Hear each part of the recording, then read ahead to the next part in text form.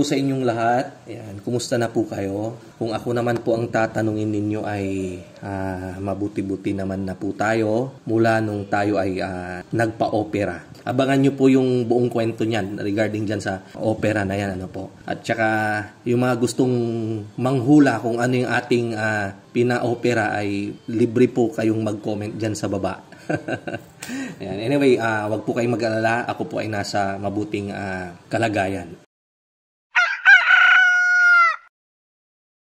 Ngayong araw, dahil po sa maraming katanungan tungkol po dito, ay kaya ako na po ay gumawa ng vlog para masagot ko yung katanungan na ito. So yung katanungan po na madalas kong mabasa sa comment section ay ito po.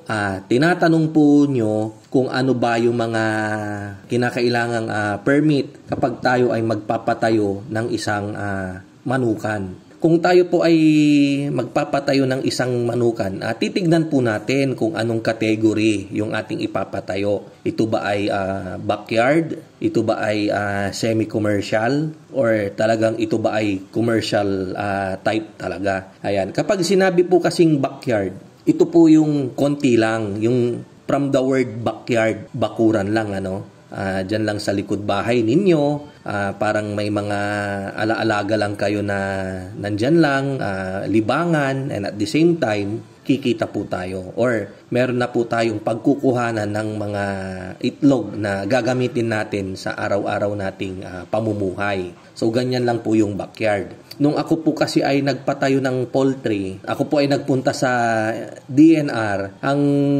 ruling po dun dati, basta below 5,000 heads ay considered backyard. So, 4,999, ibig sabihin considered backyard ng mga panahon na yon. Hindi lang po ako gaanong updated dahil matagal na po akong hindi nakakapunta sa DNR. Ewan ko kung baka binago na nila or yung mismong LGU natin ay gumawa rin sila ng sarili nilang ordinansa kung ano nga ba yung definition ng backyard farming sa bayan-bayan. Ayan.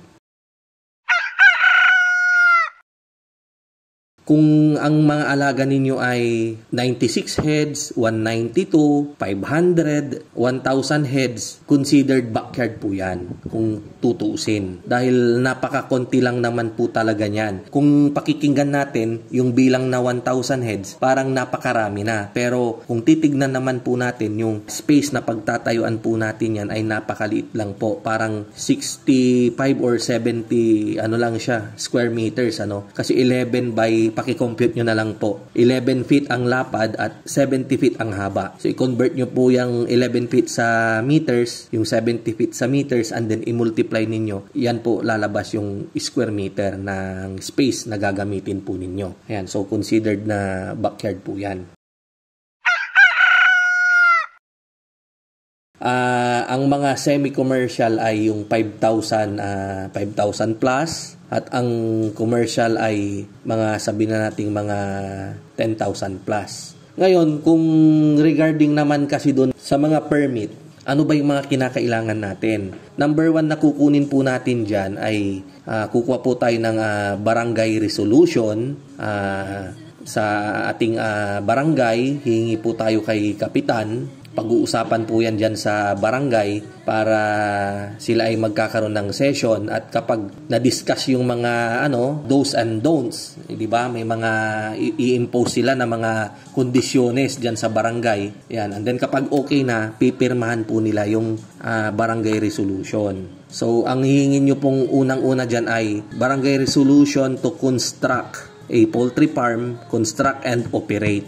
So, paano nga ba? Ano ba yung mga kailangan? Siyempre po, papipirmahin nyo po, kukunin nyo po yung consent ng mga kapitbahay po ninyo. Sa case ko po, way back 23 or 25 years ago, ganyan po, nung ako po ay nagsimula. Pero broiler po kasi yung aking inumpisahan nung mga panahon na yon. Nag-umpisa po ako sa 10,000 na capacity.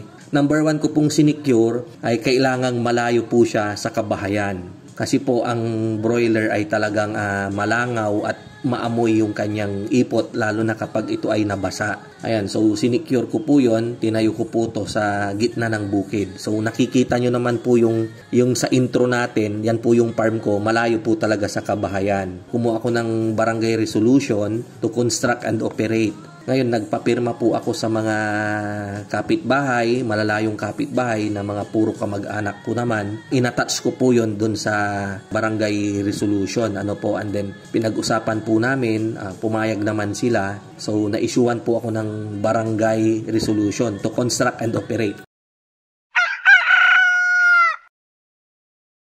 Dumating yung time na okay na, nag-start na po yung construction. Ayan, so ganun po yon. Kaya lang kapag backyard, hindi ko naman po ina-advise na halimbawa po pa 500 heads o 192 heads. Hindi naman na po kailangan yan dahil backyard lang naman po kasi talaga yan. Pag meron na tayong barangay resolution, kukuha na po tayo ng mayor's permit. Kapag yung mga structure lang naman natin ay mga low cost housing lang naman, so gagawa lang tayo ng mga sketch plan ng ating poultry house, sasubmit natin diyan sa sa engineering department, tapos kukuha tayo ng mga yung typical na pagkuha ng business permit. Ganun po yung mga dadaanan natin, kung ano-ano yung mga i-require nila, yung mga sanitary permit, titignan yan ng mga sanidad, and then kapag okay na, ultimo nga yung sa bombero, kailangan din po nila yan. And then kapag okay na po lahat, pipirmahan na po yan ni mayor, and then may issuean na po tayo ng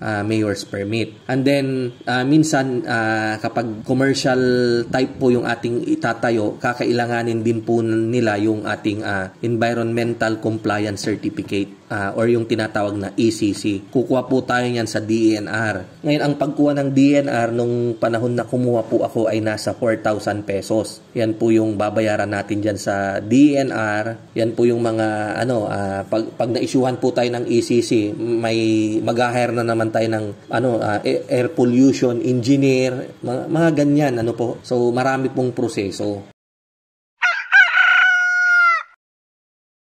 Ngayon, sakaling meron na tayong permit, minsan yung mga iba sa atin kasi, yung mga ibang tao, may permit ako, wala namang problema dyan . Ngayon? Kumpleto ako ng mga papeles, yung mga ganon, di ba? Ito pong negosyo po natin, ito po yung sikreto. Number 1 po talaga yung pakikisama. Kasi kahit na meron po tayong permit, hindi po natin maaalis yung complain. Meron at merong magkukomplain. Lalo na kapag may kapitbahay tayo na talagang makomplain by nature. Maski nga iisa lang yung alaga mong manok o iisa lang yung kambing mo dyan o pato, pag talagang makomplain siya, talagang daldal ng daldal yan. Maya tumatawag sa barangay para i-complain. Yan. So, establish natin yung pakikisama natin sa ating mga neighbor. Kasi kapag okay naman po yung relasyon natin sa kanila, ang lahat naman po ng bagay ay nadadaan sa mabuting usapan.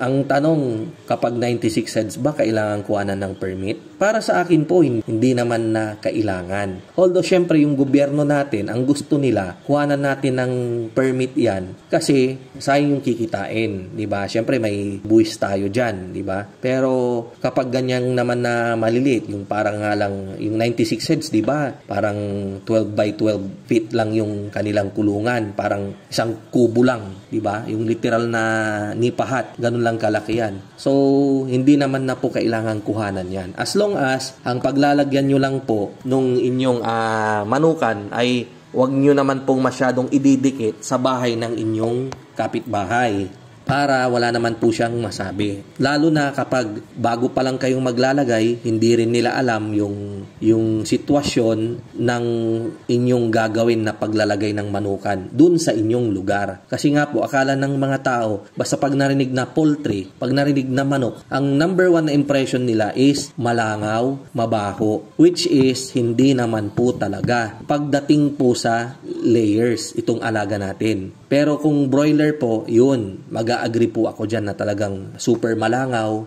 mabaho po yung ipot. Ngayon, kung ano yung kapaliwanagan dyan, buklatin nyo lang po yung mga videos natin. Na-discuss na po natin yan. Di po ba ultimong yung mga sari-sari store sa barangay ay kailangan kumuha rin ng mga barangay business clearance, di ba? So, siguro, kung gusto ninyong kumuha po kayo. Pero kapag papasok po kayo sa commercial na scale ng layers, ay kinakailangan na po talaga na i-secure nyo po muna lahat. Huwag po muna kayong magko-construct, secure nyo po muna lahat yung mga kaukulang permits. Kasi po, pag nag-construct kayo at wala pa kayong permit, mape-penalty po tayo. Parang si DNR, may minimum na penalty nila is 50,000 kapag nauna kang nagtayo ng poste. Diba? So, yung mga ganyang bagay. So, sana nabigyan ko po kayo ng kapaliwanagan regarding dyan sa inyong mga katanungan. Yan. So, kita-kita po ulit tayo sa mga susunod nating video. Maraming salamat po. Ito po ulit si Mang Mags na nagsasabing mabuhay po tayong lahat and God bless.